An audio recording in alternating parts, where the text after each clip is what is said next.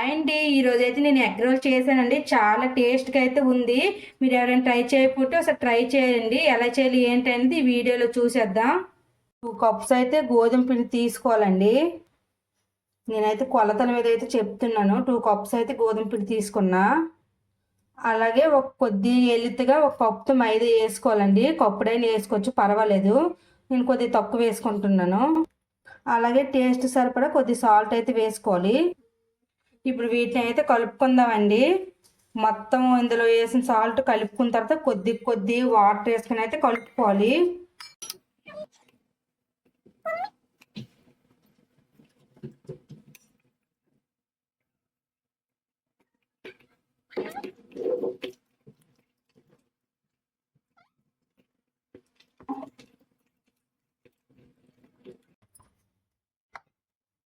ఇదిగో అండి, ఈ విధంగా మొత్తం నీట్గా కలుపుకొని చూసారా, చేయి పెడితే అసలు అంటట్లేదు.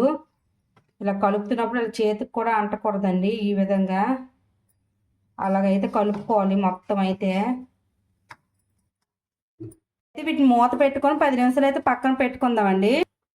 ఇదిగా అండి, ఇప్పుడైతే క్యాబేజీ, క్యారెట్, క్యాప్సికమ్, ఉల్లిపాయలు అయితే ఈ విధంగా కట్ చేసి అయితే పెట్టుకోవాలండి. ఇప్పుడు స్టవ్ మీద అయితే ఒక ప్యాన్ పెట్టుకుని అందులో కొద్దిగా ఆయిల్ వేసుకోవాలండి. ఇప్పుడైతే ఈ ఆనియన్స్ అన్నీ అందులో వేసుకోవాలండి. మొత్తం అయితే ఒకసారి వేసుకోవచ్చు.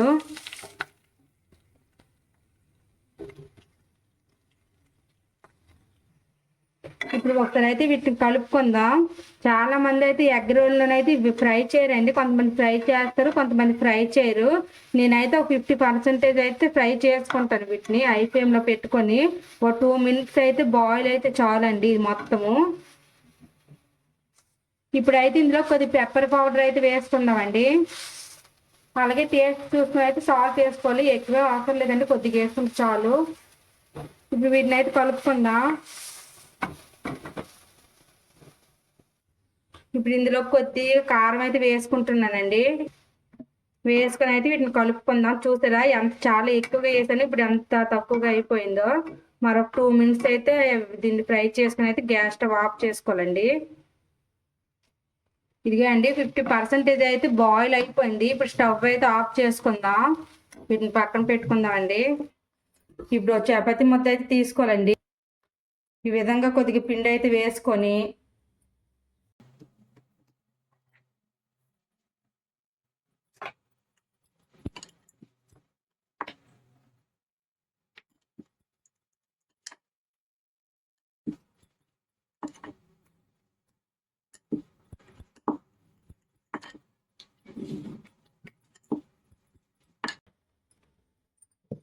ఈ విధంగా చాలా పలచగా పానుకోవాలండి. చూడండి ఫ్రెండ్స్, చాలా పలసగా అయితే ఉంది, ఎందుకంటే రోల్ కదా.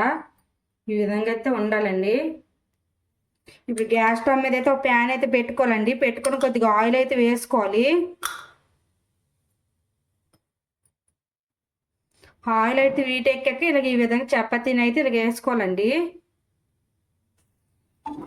ఈ విధంగా 2 పక్కల బాగా అయితే కాల్చుకోవాలండి. చూసారు కదా ఎంత చాలా పలచగా అయితే ఉంది. ఇలాగే చేసుకోండి. లావుగా ఉంటే రోల్ అనేది బాగోదు.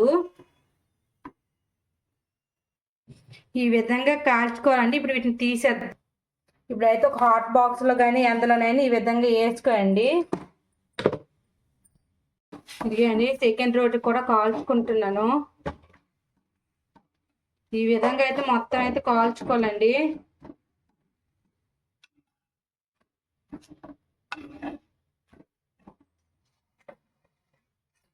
ఇప్పుడు వీటిని కూడా తీసి పక్కన పెట్టుకుందాం.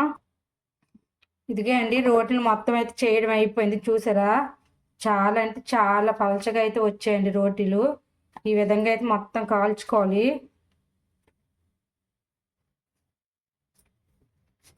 నాకైతే 2 గ్లాసెస్ గోధుమ పిండి 1 గ్లాస్ మైదా వేసాను కదండి. చాలా రోటీస్ అయితే వచ్చాయి. ఇప్పుడు వీటిని ఎలా ఎగ్ రోల్ చేసుకోవాలో చూపిస్తాను. చూసారు చాలా మెత్తగా అయితే ఉండాలండి రోల్కి, గట్టిగా అయితే ఉండకూడదు. ఇప్పుడు వీటిని పక్కన పెట్టుకుందాం. ఇప్పుడు మనం ఎన్ని ఎగ్ రోల్ చేయాలనుకుంటే అన్ని ఎగ్స్ అయితే తీసుకోవాలండి. నేను 5 ఎగ్ రోల్ చేయాలనుకుంటున్నాను, అందుకే 5 ఎగ్స్ అయితే తీసుకున్నాను. ఒక్కొక్కటిగా పగలగొట్టుకుని అయితే తీసుకుందామండి.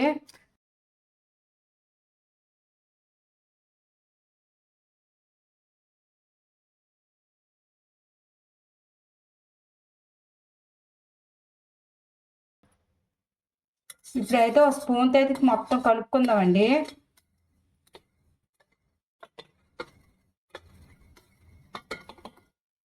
ఇప్పుడు ఈ విధంగా కలుపుకున్నాక ఇంత టేస్ట్ చూసుకున్నట్టు సాల్ట్ వేసుకోవాలండి.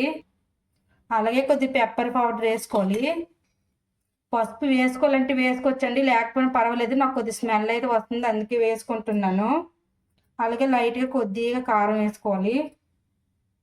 ఇప్పుడు ఈ మొత్తాన్ని అయితే కలుపుకుందామండి.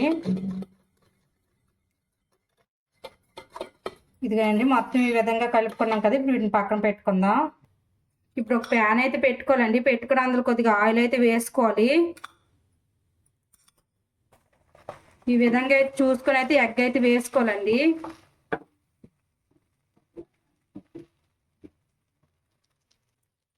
ఈ విధంగా ఉన్నప్పుడు వీటి మీద రోటి అయితే పెట్టుకోవాలండి. ఈ విధంగా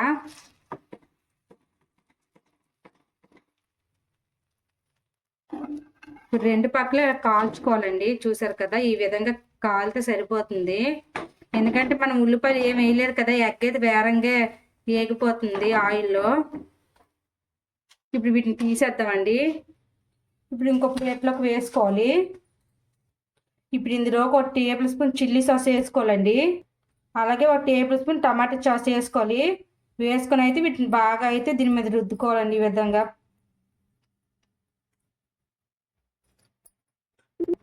ఇప్పుడు ఇందులోకి అయితే ముందుగా కర్రీ అయితే వండుకున్నాం కదండి, ఆ కర్రీని అయితే ఎంత మనకు తినాలనిపిస్తే అంత వేసుకోవచ్చండి. నేనైతే వేసుకుంటున్నాను. ఇప్పుడైతే ఈ విధంగా వీటిని ఇలా ప్రెస్ ఇలాగ చుట్టుకొని తినేయడమేనండి. చూసారు కదా, ఇదే అండి. ఈ విధంగా చేసి పిల్లలకు పెడితే చాలా ఇష్టంగా తింటారండి. ఎవరైనా ట్రై చేయకపోతే ఒకసారి ట్రై చేయండి. అలాగే మన ఛానల్ లైక్ చేయండి, షేర్ చేయండి, సబ్స్క్రైబ్ చేసుకోండి. Bye bye.